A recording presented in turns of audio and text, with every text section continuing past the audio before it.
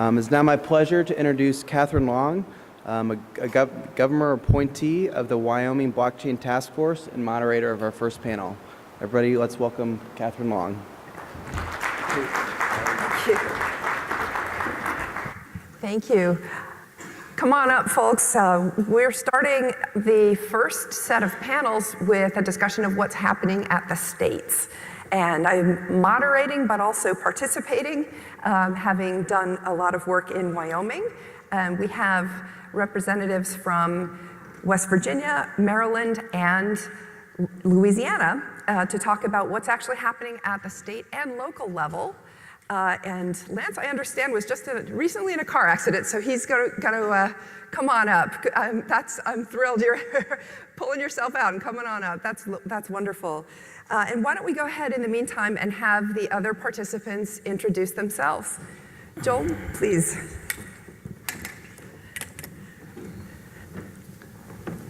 Morning, everyone. I tell you a little bit about Lafayette, Louisiana, and just know that this is in no way an indictment on the state of Louisiana. It's just that Kambiz was familiar with what we're trying to accomplish in Lafayette, Louisiana, and so he asked me to come and talk to you a little bit about it. You can see our tagline in Lafayette is innovation with an accent, and so I'll start with the innovation piece and then explain that accent piece. Actually, I'm going to start explaining a little bit of why we have the accent, and then I'll test you and give you a little quiz right at the end, but we only have a little bit of time, so I'm going to go really fast. So our story is, if you look up at Nova Scotia, long time ago, the British exiled the French-speaking Canadians from Nova Scotia, and they relocated all over the globe. But you'll see that there's some skinny lines that come around and ended up in Louisiana. And then over the course of time, some of the folks that came to Louisiana told their relatives that you could live off the land very similar to how you did in Nova Scotia.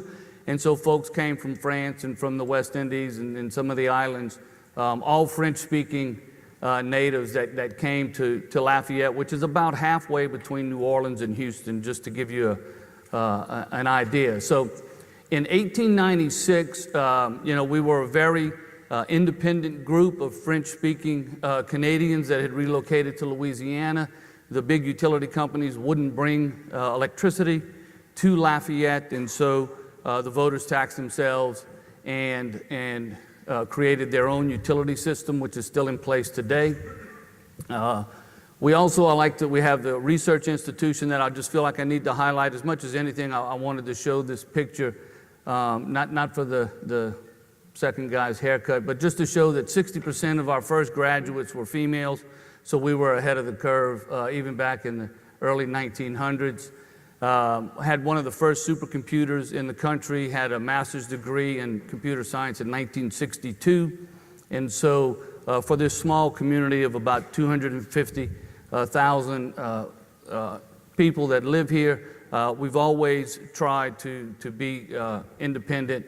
And that's as much as anything part of where we came from in our culture. So we talked about the utility system. It's still in place today.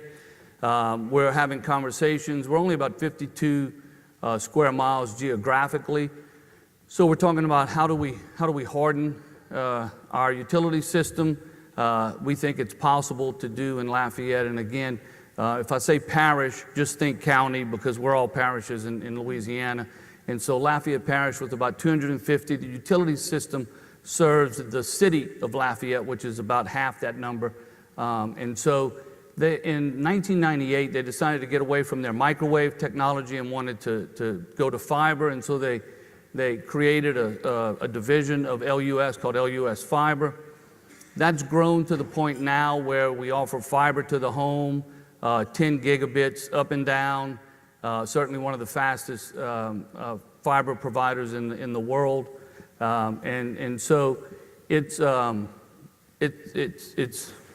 as much as anything, I'm standing on the shoulders of those that came before me, because they are the ones that handed off this utility system to me, handed off this fiber system to me, and so it's now up to me to figure out what do we do to maximize the assets that I have infrastructure-wise, and so We're doing the strategic roadmap with all the smart city initiatives. I don't like the smart city moniker because you basically are calling everyone else a dumb city if they're not doing it. But the reality is they may be a dumb city, but it also may be that they just don't have the wherewithal to be able to participate in some of this stuff. And so that leads me to my next point. You got to have partners. We have the bold ones are all our local partners that we're working with to implement as much of these things as we can. And again, we can have the conversation because we own our utility system, we own a fiber system, and so I'm able to engage in a lot of this stuff that other communities aren't. But one thing, and Frank hit on it, when the technology of the whole crypto world and then the blockchain underneath it, as I read and started to learn in my CPA background, I realized that this was more than just a way to hide what you're doing on in the digital world. There was real underlying technologies, and I said, how can I incorporate that into what we're doing? And so, as you probably know, folks aren't fond of benevolent dictators, and so I found in government, coming from the private sector, that it's really difficult to live on the edge. If I'm going to invest taxpayer dollars, it's really hard to sell that I'm going to invest in technology infrastructure, right? It's, hey, no, if you're going to go borrow money at the bond markets and pay it back with taxes, then you can go help with drainage, you can go roads. I don't need you piloting some blockchain initiative that may or may not work. They're very risk averse in my role as mayor. So we set up a Lafayette Public Innovation Alliance. It's a public trust. As much as anything, it's going to be our own little sandbox, is how I like to explain it. It's going to be an ecosystem where what we're going to do is we are going to encourage members to come in and be, whether they're e-residents or whether they're actual residents that want to take advantage of the low-cost utility and the fiber capacity. But either way, we're saying, come to Lafayette. We're a willing partner. We're one of those public entities that are a willing partner, working through the trust. Come and help provide solutions for our problems. Because the reality is, and this is in no way an indictment, again, of any of the large cities in America, because as much as anything, they drive our national economy. But solutions for the LAs and the New Yorks and the Chicagos of the world are limited to about 20, 30 cities. Solutions at our size are solutions for 2,000 municipalities across the country. And so we know the importance of figuring out solutions to problems that affect municipalities all across the country. And we're offering up through our trust, which is, like I said, as much as anything, going to be a philanthropic venture capitalist trust that invest in this software development and invest in this intellectual talent, to come, have a willing partner, work on your idea, and we'll implement it, and we'll see if it works or not. And ultimately, that platform will be available to everyone to use in their municipalities. So I'm going to talk about the accent because my time is up. So here are a list of elected officials, last names in Lafayette. This is a proof of concept that I'm not lying to you. Right now, remember, we were French Canadians, so these are all French. So take 10 seconds and see if you can pronounce them. And I'm going to give them to you. I'm going to give you the answers there if y'all are ready. Y'all ready? All right, here you go. Aguilar, Benoit, Douillon, Hebert, Huval, Nacan, Boyer, Bio, I can't read that one, Cormier, Doucet, Falgout, Fontenot, East, Longlinay, Simon, Robin, Richard, and Thériault. So pat yourself on the back if you got those right.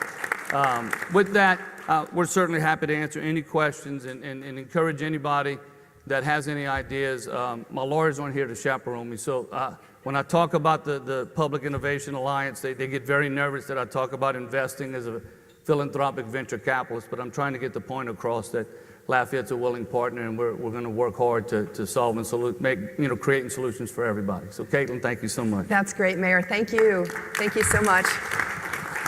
So moving from the cities, next let's move to the states and hear from Mac Warner, who is the Secretary of State of West Virginia. Thank you, Kate. Thank you. Well, first, a hearty welcome from your next door neighbor in West Virginia, from West by God, Virginia. I'm the Secretary of State in the state of West Virginia. Been in that position for about 2 years.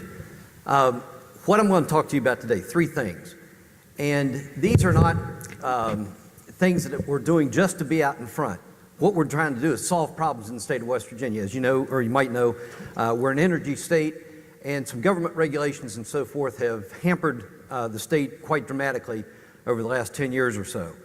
And so what we're trying to do is diversify that economy and find solutions in other arenas. And it just so happens that things like blockchain and the information technology developments are giving us opportunities. We simply have to recognize them, seize them, and implement them.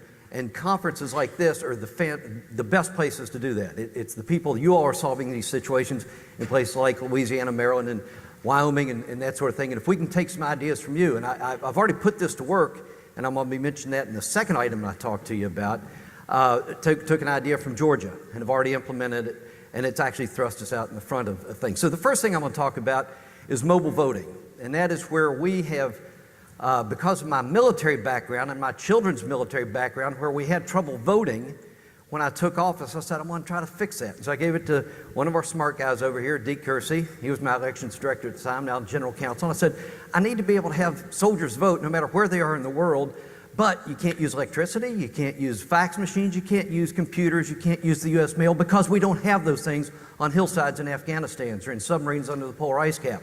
Solve it.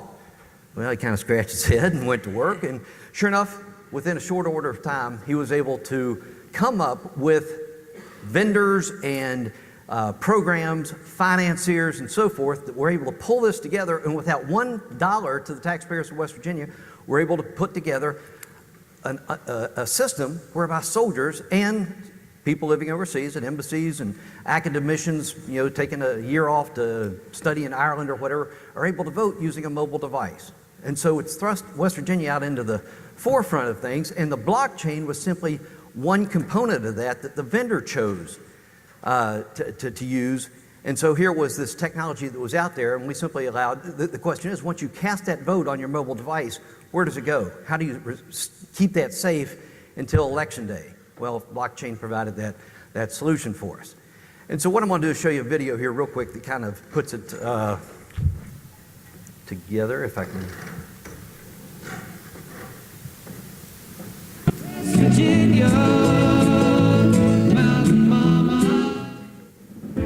At the heart of democracy is the right to vote. It's a right our servicemen and women stand guard to protect. But for those serving or living overseas, casting a ballot has long been a complex and complicated process. That's about to change. The West Virginia Secretary of State's office is piloting a new way to vote. One that takes advantage of today's latest technology and puts West Virginia front and center as a leader. Your smartphone becomes a tool to receive, vote, and cast your ballot securely. Download the Votes app to your smartphone. It will then ask you to verify your identity by taking a picture of a government-issued ID. To verify that the ID matches the person using the app, you'll be prompted to take a video selfie. The Votes app uses facial recognition technology to match the two likenesses. You'll see a white check next to basic identity. Once your identity is verified, the county clerk sends a ballot to your phone, the exact ballot for your home precinct. Click Elections from the app's home screen to access your ballot. Choose your selections by touching each desired candidate's name on the screen. Voting made easy, anywhere in the world, using today's technology. Once you're done voting, the app will prompt you to use a fingerprint or selfie as a final biometric verification. And with that, no matter where you are serving, no matter which continent you live on, your secure ballot is delivered back to West Virginia and will count on Election Day.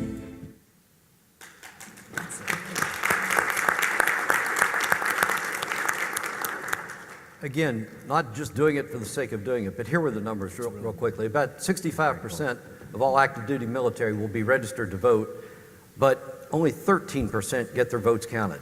Think about that. In normal elections, people generally 50 to 70% of the people get their votes counted and so forth. Our active duty military, people putting their lives on the line for our democratic system, and only 13% get their votes counted. So that was the dilemma that we were facing that says we've got to fix that. That was abominable, and that's what we're trying to do with this mobile voting. So those were the numbers real quickly.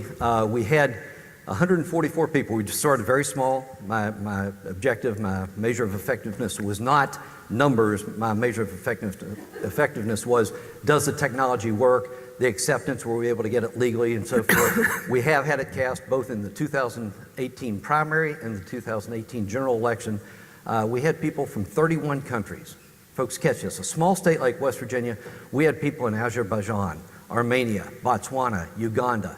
Those people were able to vote using this, whereas previously trying to use the U.S. Postal Service probably would not have been able to vote. So this is a technology that's actually working for people, and we plan to expand it. In fact, Denver right now this week is using it in a municipal election using the same technology. So we expect this to grow. Now, one of the people behind it, the philanthropist, is Bradley Tusk. He's the guy that helped Uber get started. And you can imagine what Uber has done to the transportation world. And so that's where I felt confident working with him as a partner in getting this done. And in fact, he wrote this book called The Fixer. And interestingly, he talks about fixing things from Uber, all the different app technologies that are changing the world, Airbnb and Handyman and these sorts of things. The apps are changing the world.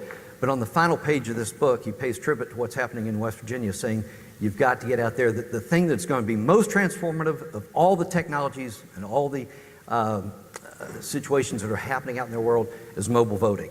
And so that's, I can recommend that to you if you want to read more about his solution to that. I want to move to the second thing that we want to talk about very quickly, and that is another area that West Virginia happens to be leading, and it's because of an idea that I took from a visit to the state of Georgia. I was down there, my daughter was graduating from Airborne School at Columbus, at Fort Benning, and I stopped by in Atlanta to see Brian Kemp, then the Secretary of State, because I was newly elected, hadn't taken office yet. He took me through the office, and there were 3 women there, and they said, "Are you here to start a business?" I said, "No." But he said, "Well, we can get you out of here if you want to in an hour." I'm like, wow, you can start a business in an hour in the state of Georgia? Do we have that in West Virginia? So I brought it back up to my staff, and they said no. And so we went to the legislature, they passed the legislation, and so today, West Virginia has 4 government agencies under one roof: Secretary of State, Tax Department, Workforce, and Labor. So 4 agencies under one roof, no security, free parking, you walk in, and we've done what Georgia did. We've opened it up so within 1 hour you can start a business in the state of West Virginia. So let's play that video, give you a feel for that. Virginia, Mountain Mama.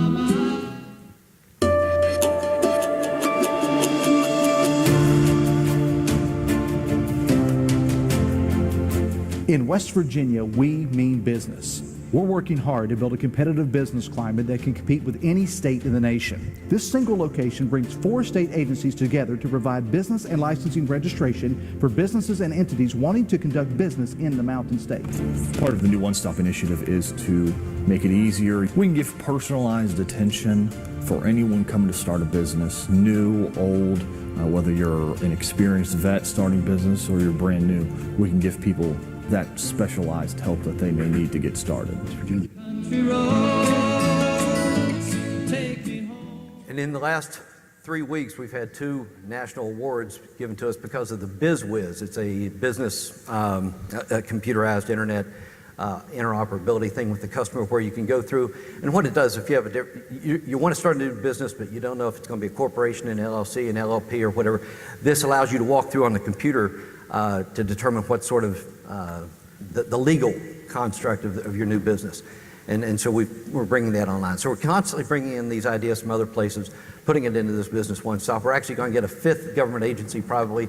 The Small Business Administration is going to set up a kiosk there and so forth. So I commend that to you as well if you want to energize and improve the business climate in the state, what we're doing here. And folks, I brought my A team with me. I've got my General Counsel, Deke Kiersey, I mentioned him earlier, my Chief of Staff, Chuck Flannery, and Matt Gallagher. and he's the guy that's been behind the Business One Stop. He's the one I said, you got 1 year, get it running. He was able to do it. So if you want to pull any ideas from us, I've got them right here. We'll pass out cards if you want or whatever. And please use us if you want to pull any ideas of our experiences.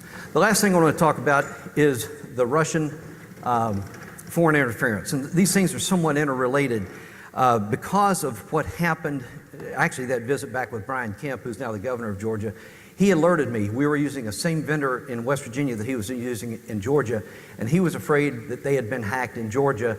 He alerted me to that at the very beginning. So before I even took office, I was on the alert that West Virginia may have problems with Russian hacking and so forth. And what's happened, folks, is this was a new form of warfare. I analogize it to what happened with Admiral Perry when he pulled into the harbor of Tokyo back in the mid-1800s, and the Japanese, the emperor, and basically God or whatever, all of a sudden is looking at a battleship. They had never seen such a thing, and it was like, whoa, the world has changed.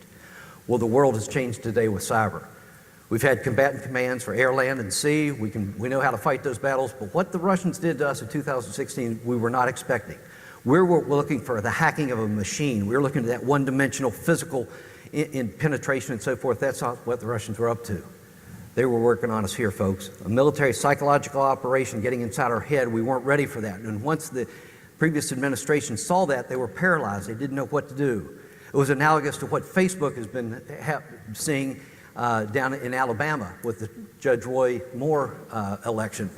He was a Republican candidate. There was false information being put out on social media.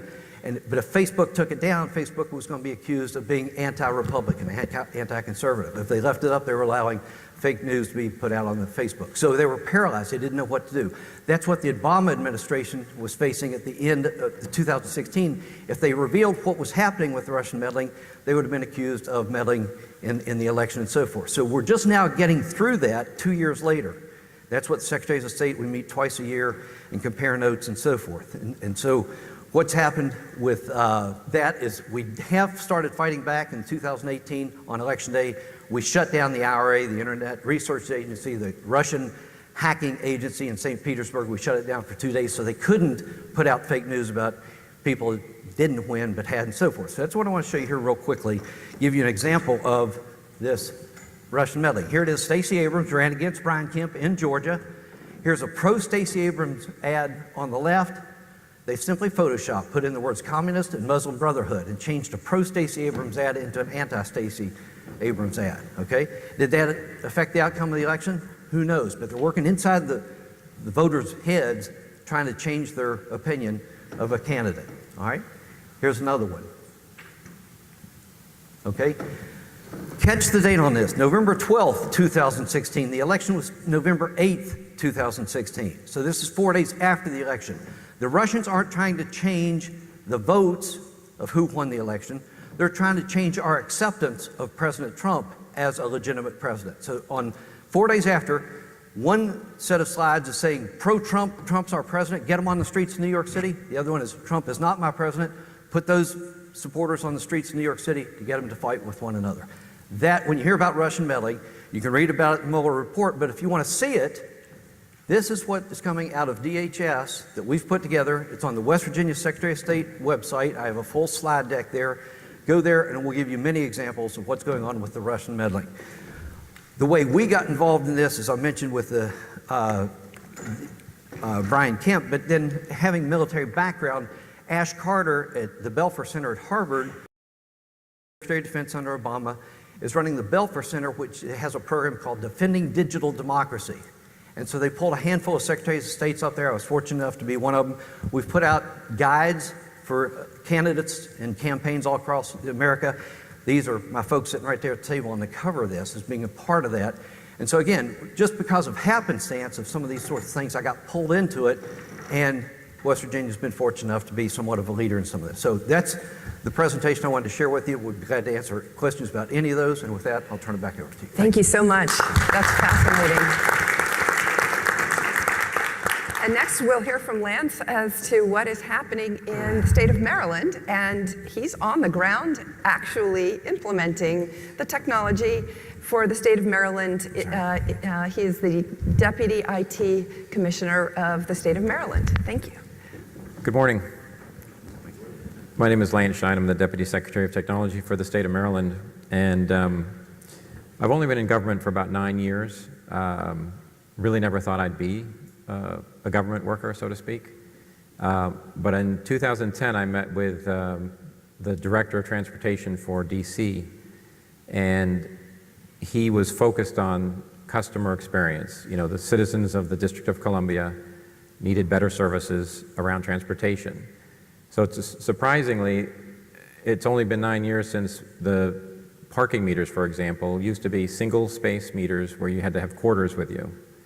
I'm not sure if you remember having to carry around 4 rolls of quarters just to park, but we quickly implemented many services to improve the user experience of the citizens of the District of Columbia and visitors. So we did multi-space meters, we did pay by phone, we implemented the last mile solutions like the Capital Bike Share, Car2Go, and a circulator bus system. And basically we listened to the taxpayers and provided services for them. And that's been my passion all through private sector, was to make technology a tool that makes it easy for customers to do business. So then I moved over to Maryland initially in the Department of Human Services because the secretary there met with me, and his goal was to improve the services that agency was providing to the people in Maryland who need the help the most. They are on mainframe systems with green screens. Caseworkers go out into the field with big stacks of paper. Many people who need services at the Human Services Department actually need services of many different programs. Each one was siloed. We call them cylinders of excellence. But the vision was to build and modernize all of the human services systems into a cloud solution, so we could not only improve the services to the people who need the help the most, but we could also make it easier for the caseworkers to go into the field, collect information accurately. And so we launched that program, and it's called MD Think. And we're launching it all in the in a cloud infrastructure, shared services. That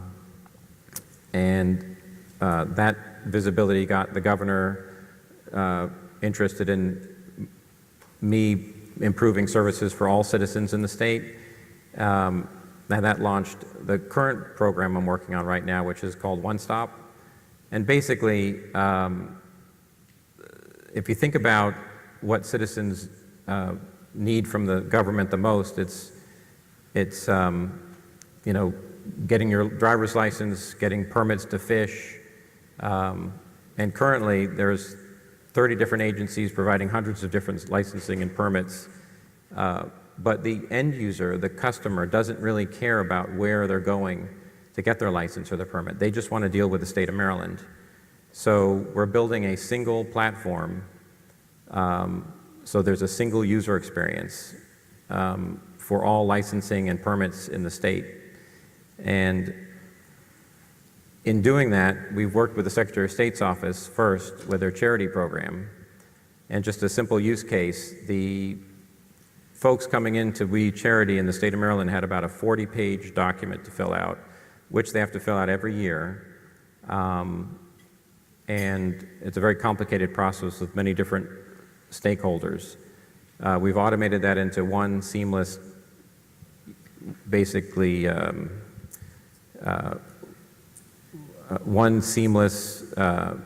interface that allows somebody to fill out a form and only do it once, and each year they just need to renew and change information as needed. And so that's been my focus, and we are going to strive to make sure that it's very easy for the citizens of the state of Maryland to do business with our state. Thank you. Thank you. And I'll wrap up by talking about what we've been doing in Wyoming, which is my native state. I don't come from a government background. I spent 22 years on Wall Street before going into Bitcoin and blockchain full-time after leaving Morgan Stanley, where I ran the pension business in 2016. And I stumbled into it, actually, working with the state of Wyoming. I tried to donate appreciated Bitcoin to fund an endowment at the University of Wyoming and ran into the bad money transmitter law that Wyoming had. It had one of the 3 worst money transmitter laws, which required that the money transmitters hold a cash reserve equal to the value of the Bitcoin that they were transmitting on behalf of their customers. So in a sense, they were 200% reserved, which made it uneconomic for anybody to do business in Wyoming, so they left the state. And therefore, the University of Wyoming couldn't accept my Bitcoin donation because nobody could legally convert it to cash for them. So I said, well, gosh, I was on the foundation board for many years. I said, we've got to fix this because I won't be the only one who's going to donate a crypto asset to the foundation, and rolled up sleeves to get it done. And 2 legislative sessions later, we've now passed 13 laws enabling the blockchain industry in the state of Wyoming. And what happened was the snowball picked up snow, proverbially, as it rolled down the hill, because Wyoming, like West Virginia, is a coal-dependent state and was significantly interested in diversification of revenues. And what I thought was interesting, having come from the financial services business, was that we had a couple of angles we could play, kind of copying in a way what South Dakota did with the credit card companies in the early 1980s. South Dakota passed a law when interest rates spiked that took off the usury cap. New York had a usury cap of 12%. Those of you who were around in the early 1980s will remember that short-term interest rates spiked to 21%. And so the credit card companies literally couldn't make money and were pulling out of New York. And South Dakota said, come on into South Dakota. And it was designed to bring in 600 jobs to South Dakota. And 30 years later, there are 16,000 jobs there. And so what we were trying to do was to say, we're trying to skate to where the puck is going to be as opposed to where it is today. I can see, having been on the traditional financial services side of the business, that the IT systems of the financial industry are a mess. They are probably a bigger mess than the IT systems of governments, in the sense that you literally in these institutions have COBOL-based systems where the developers who are familiar with COBOL are, many of them, retiring, and literally the IT departments are not comfortable with pulling out those COBOL-based systems yet because they don't know what's going to happen if they do. And that is a pervasive problem. It's a problem in government as well. But the impact of all of that is that we've got a lot of what's called tech debt in the financial services industry. There's an awful lot of what I would call cruft left from legacy technology, and that impacted the market structure in the financial services. So that if we go back to 1970, the New York Stock Exchange couldn't keep up with the transaction processing volume, and as a result, needed to close on Wednesday afternoons in order to have the clerks keep up with the paper transaction processing volume as trading volume accelerated. And so the SEC convened a conference to look at how should the U.S. markets handle this paperwork crisis that Wall Street was encountering. And the decision was to centralize the repository of securities in the United States and immobilize those securities, and therefore they didn't have to physically move when transactions happened. And so what we own in our brokerage accounts, our 401ks, our 403bs, is not actually securities. It's a derivative of the security that is literally sitting in the depository trust company, the centralized organization that was formed in order to solve the paperwork crisis. So we went to a very centralized market structure, and the impact of that is because it was so expensive to settle trades from a technology perspective in the 70s, 80s, and 90s, is that intermediaries were created in order to cut the volume of transaction processing. So JP Morgan and Citigroup don't literally settle every trade with each other. They just, it used to be until about 10 years ago, batch processed all their transactions overnight and just settled the net difference between the two. So there was really only one payment going back and forth, not millions of payments going back and forth between those organizations every day. That is, of course, a legacy that doesn't apply to technology today. In other words, the technology today could actually very quickly settle and handle all of the transaction volume on a gross basis instead of having to run them through intermediaries that are netting everything. And yet, we haven't changed that market structure. So what I saw in the pension business was things that made my skin curl, to be honest. There are dishonest ledgers in the financial system. And the best example I can point to is a court case in Delaware in 2017 that there was a company called Dole Food, the pineapple company. It was acquired, and there were 36.7 million shares validly issued and outstanding. And there was a class action lawsuit, and there was a settlement, and 49.2 million shares were claimed for the class action settlement. Now remember, there were only 36.7 million shares outstanding. And what was crazy about it is that those 49.2 million shares, every one of them was backed up by a valid brokerage statement. Now I saw that in the financial, in my pension business. The settlement systems on Wall Street are inherently inaccurate, and a big part of the reason is that we have all these centralized databases that are never in sync with each other. So to me, the power of this blockchain technology was that we can go back to having honesty in our ledger systems in the financial industry. And the truth is that most of the inaccuracies in the financial systems ledgers are not nefarious, but I saw a lot of nefarious activity by people who figured out how to take advantage of these inaccuracies. And it fundamentally makes capital markets unfair. And again, a lot of this is not nefarious, but I'll share with you, having worked at the startup that was working originally with the state of Delaware on the Delaware Blockchain Initiative, we went to visit the SEC with the Deputy Secretary of State of Delaware, and he revealed something interesting, which is that there have been a number of instances where the state of Delaware's records for the number of shares validly issued and outstanding were lower than the number of shares that were registered on a 10K by an SEC filer.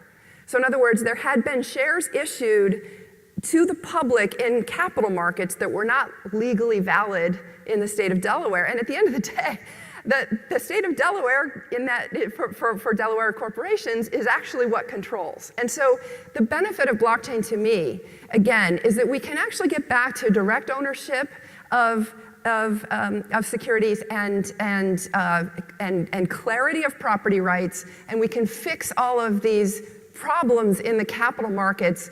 So how does that relate to Wyoming? I'll wrap this up. Wyoming is actually the #2 state behind Delaware for new business entity formations. Wyoming is the state that invented the limited liability company in 1977. Delaware leapfrogged and registers more LLCs than Wyoming, but Wyoming is actually #2. So it is in a position to do some very interesting things with respect to getting the financial system's accurate records deployed. And we're not done yet in the state of Wyoming. One of the things we will be doing is working with the Secretary of State's office to deploy blockchain for corporate records, so that you could actually, when you buy a share of stock, you could actually very quickly query the blockchain to verify that the share of stock that you're purchasing was actually legally issued and is not one of those 33% extra shares of stock that ended up being issued by Wall Street's ledgers in the Dole Food situation. So we have, I think, about 10-15 minutes for questions. I saw hands go up earlier. Let me sit down and ask some, let's start with audience questions. If not, I've got some questions for the panel here. No hands are going up? Aha, yes, please. I just asked about concerns about voter privacy and how you address those. Thank you. Voter privacy. If my vote goes on to the ledger, how do you convince folks that that can't be read backwards so that my vote remains anonymous? Great question. It's anonymized, whatever the word is, it's anonymous.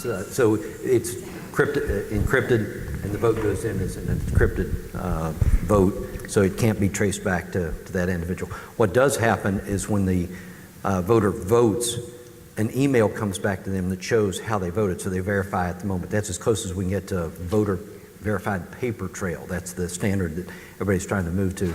You can't get the paper to come back, but you can get an email. And so then another email copy goes to the Secretary of State's office. So we can go back and do an audit afterwards, but it's the encryption of that vote that keeps the integrity of the system. And I understand technically how that works. How did you address that with your registrars, with your voters? I mean, with your legislators? Right.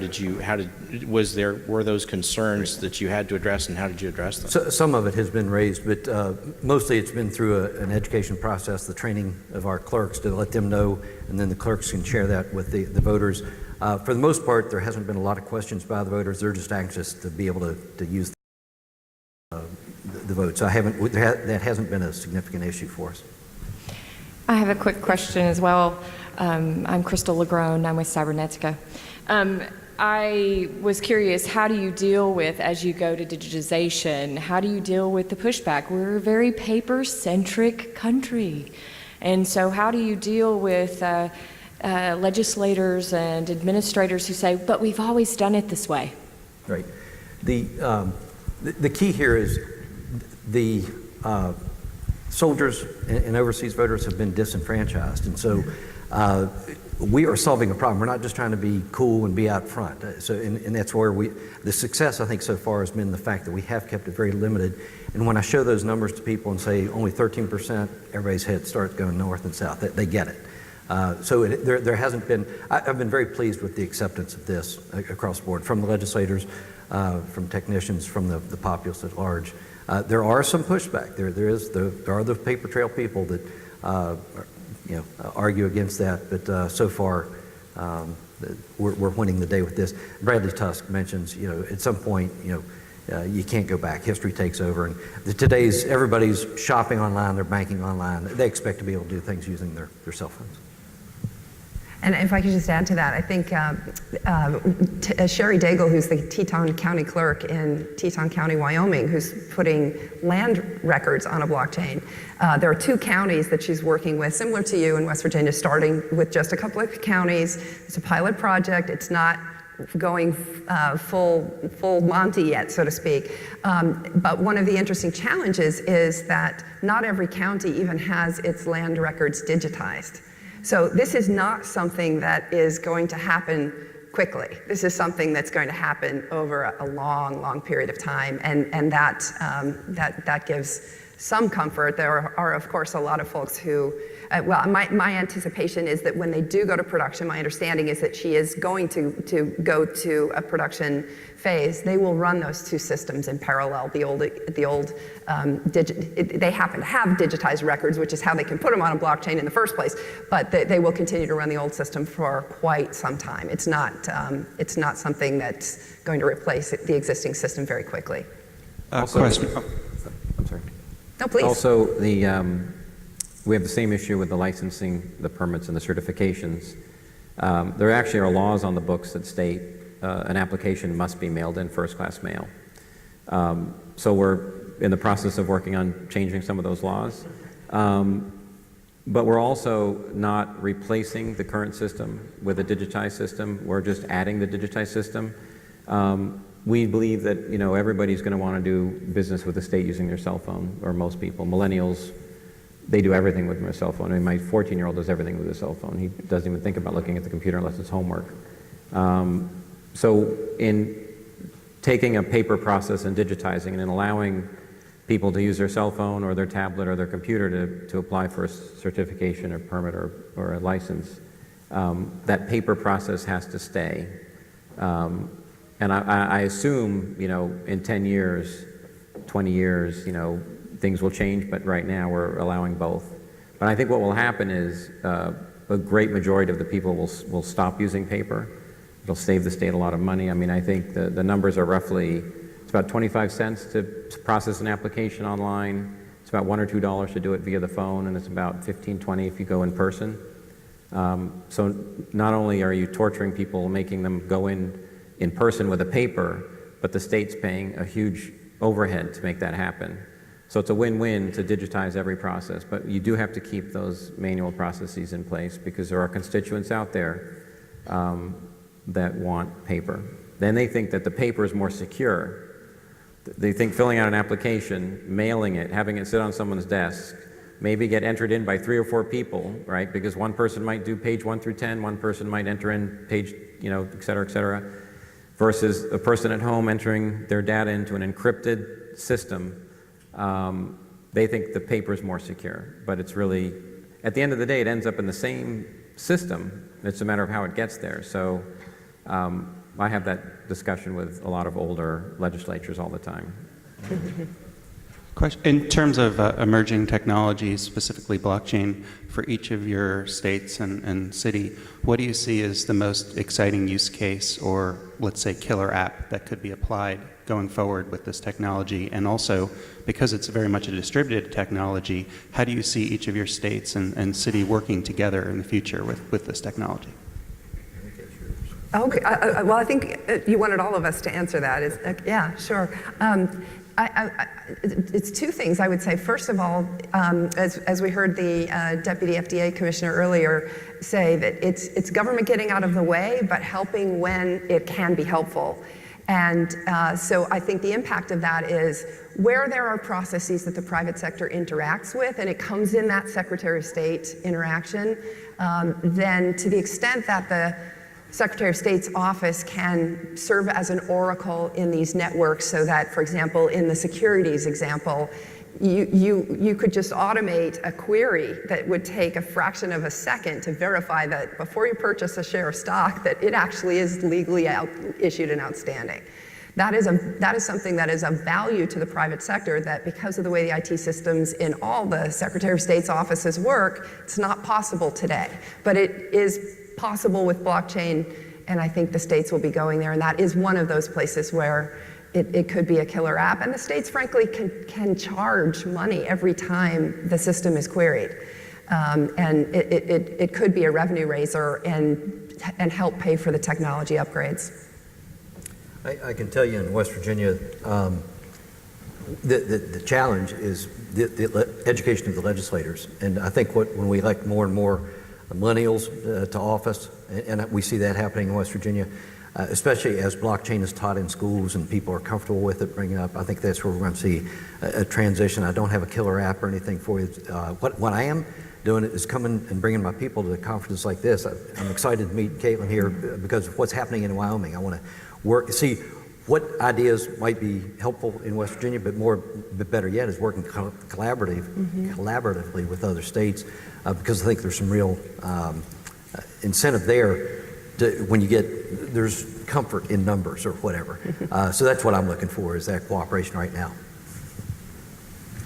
Well, I'll try to, I'm gonna dumb it down a little bit so that I understand what I'm saying. But I served in the legislature for a number of years, and I can say the last 4 years when I was chairman of Ways and Means, the one thing that determined the life of a bill, whether it passed or whether it failed, more than the chairman, more than the body itself, more than the governor, was the fiscal note attached to it. And was it going to cost us money, and if so, how much? And the why, right? And each of those fiscal notes are determined by whoever's the economist at the time that's doing it. And I asked a question one time, well, has this never been brought up before? I mean, and so in order for the economist to go and look and try to figure out if a similar piece of legislation had a similar fiscal note over the course of 30 years, was an impossible task, okay? And so just to know that there's a history of those fiscal notes, and because it's a bias of whatever the economist decides. I mean, and it's not the same economist that does the fiscal note over the course of years. And so that would be a real world application that and then it could go to AI, because you could take all the fiscal notes, right, and then start and come up with a predictive tool that says, here's really what's going to happen, because we're not even able to look back to see if it was right. Hey, you said this was going to generate $800,000 of revenue every year beginning in the 5th year for the next 20. Did that actually happen? You know, so that's a real world application legislative. As a mayor, you know, it's as simple as I have our engineers do a hydrological study when a development's going in, that they need a detention pond this big, and if they do that, that it's going to keep the flow of drainage the exact same, right? But then 6 years later, there's a large rain event, and Ms. Thibodeau says, my family's lived on this property for 100 years and it's never flooded until that development happened. And so I don't have a way to go back and look to see what assumptions were in that study, what were they accurate, and again, that type of blockchain technology that we could utilize in a real world scenario gives me access to data, and then the predictive piece of that access to that data, that we start making much better decisions in real time on things that are really important and that we get judged on, and that are because they're important to our constituents. So to me, it's not a killer app, but that's kind of the real world piece that I see this type of technology allowing everybody to do a much better job. So in the state of Maryland, we're sure that distributed ledger technology will play a part in how we improve the way we do business with citizens. Use cases are very easy to come up with. Kate has done an amazing job in Wyoming getting laws changed to make those use cases actually doable. We haven't done that in Maryland yet, but it's something we need to do the next session. But I see not just financial transactions, I see it used for digital ID, and I see it used for example, the second most expensive item people typically buy is a car. And all of you have a pink slip or a title that's a piece of paper that you just sign when you sell the car. How secure is that? You know, it's not very secure.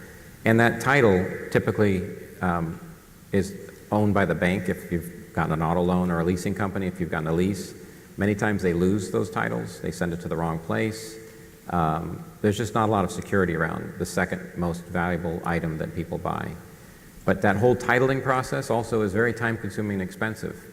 The amount of people that have to touch it, to, you know, from the bank to the insurance company to the car dealership to the, you know, the driver, et cetera. Digitizing that into a distributed ledger technology solution would allow you to sell a car with your phone in 2 seconds. And that will be a real case scenario, but we need to change the laws first. And I think people will adopt it quickly. And once you prove those sort of use cases, it'll expand like wildfire, because then home deeds, you know, and everything will be digitized with a technology that ensures the least amount of corruption as possible. So we're also interested in the citizens of Maryland owning their ID and only allowing information about them to be released when they want it to be released.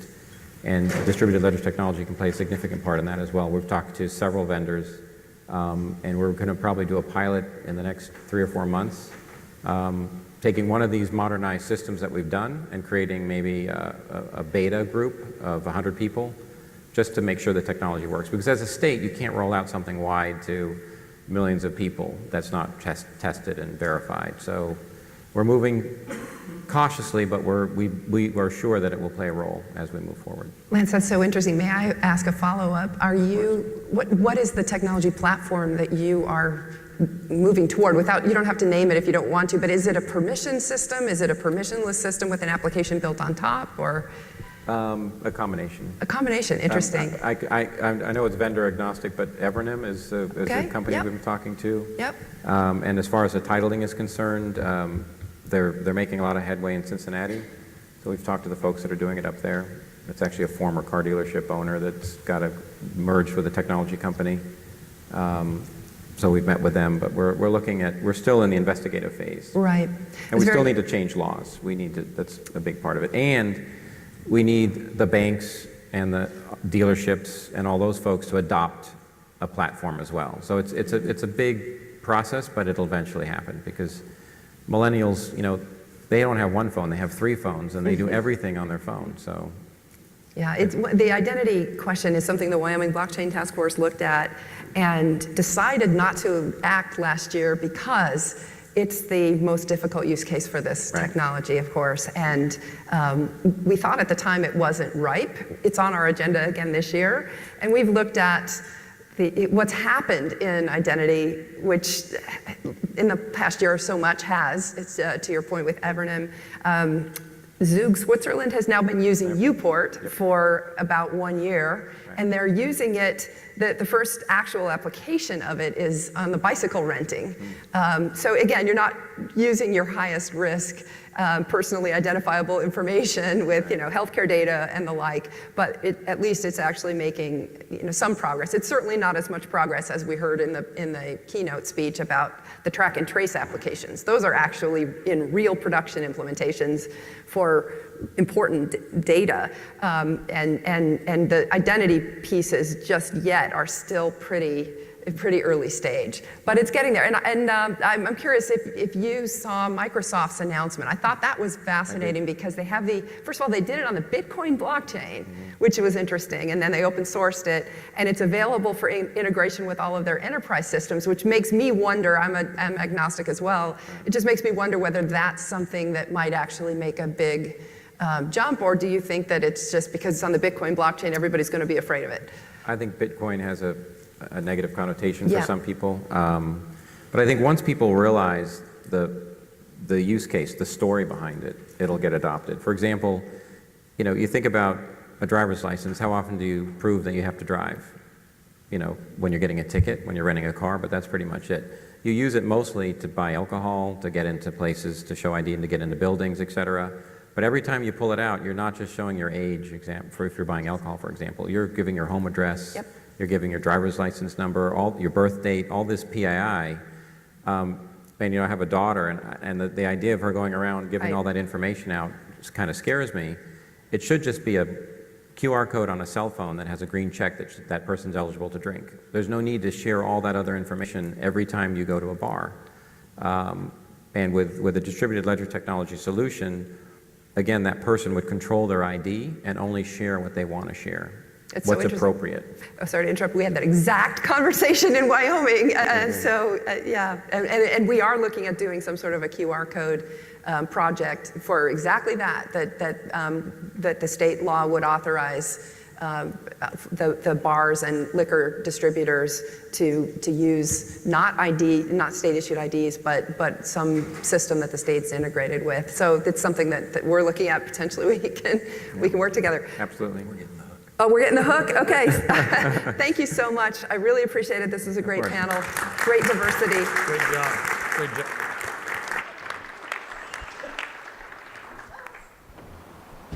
Folks, thanks for the